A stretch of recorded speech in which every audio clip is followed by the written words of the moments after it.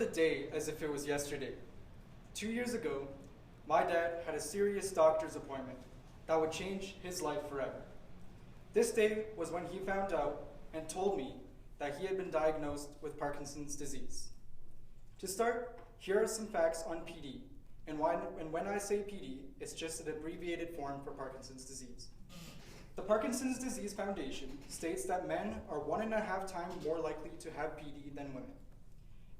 More than 10 million people worldwide are living with PD, and this does not include the number of cases that go undetected.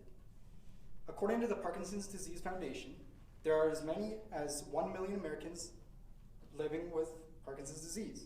This is more than the combined diagnosis of people with MS, muscular dystrophy, and Lou Gehrig's disease. In this speech, my goal is to inform you on PD. I'll explain on what it is, what the symptoms are, and the types of treatment that is available. What is PD? Delau of the Lancet Neurology Journal explains that PD is a progressive brain disorder, particularly of the nervous system, that affects movement. It occurs when nerve cells or neurons become impaired. Normally, the cells produce dopamine, which is a vital chemical that allows smooth and coordinated function of the body's muscles and movements. Kim, a molecular biologist, explains that dopamine is a neurotransmitter which is responsible for transmitting signals between the nerve cells in the brain. Many notable functions of dopamine in the body include movement, memory, pleasurable reward, cognition, and attention, just to name a few, all in which can be affected in a PD patient.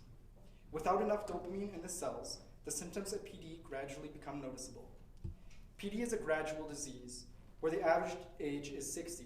My dad was diagnosed at 51. As age increases, more symptoms may become visible. Now that you have become familiar with what PD is, let me inform you on what the symptoms are. There are many symptoms that may present themselves within the span of a patient's lifetime. Over time, symptoms increase in severity and in the amount.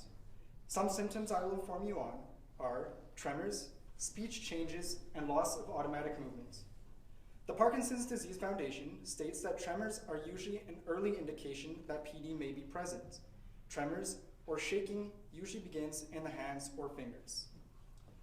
My dad has this right now, where his right arm will shake uncontrollably even when just resting. This is a characteristic of PD. Over time, symptoms become more severe and in more parts of the body. The change in speech develops in the later stages of PD.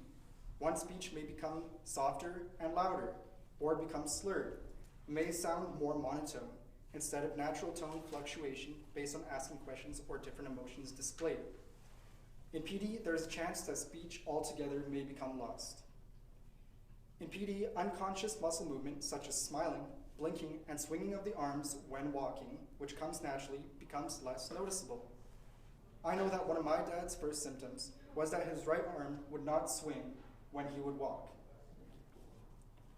While PD is not a curable disease, there are certain medications and treatments that patients can take to help lessen the severity of the symptoms. 3 that I will inform you on are carbidopa, levodopa, dopamine antagonists, and DBS, known as deep brain stimulation. Donald Calney of the New England Journal of Medicine describes that carbidopa, levodopa is a natural chemical that passes into the brain and is transformed into dopamine.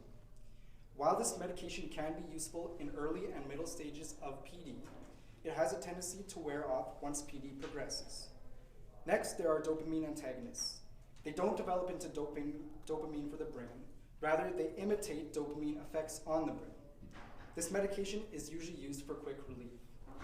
Finally, there is a surgical procedure called deep brain stimulation, where electrodes are implanted onto a part of the brain, which sends electrical pulses to another part of the brain. This helps to reduce the effects of PD. DBS is usually recommended for people with advanced symptoms of PD. As you can see, there are effective medications a PD patient can take to help manage some of their symptoms. Key word is manage. They don't disappear altogether.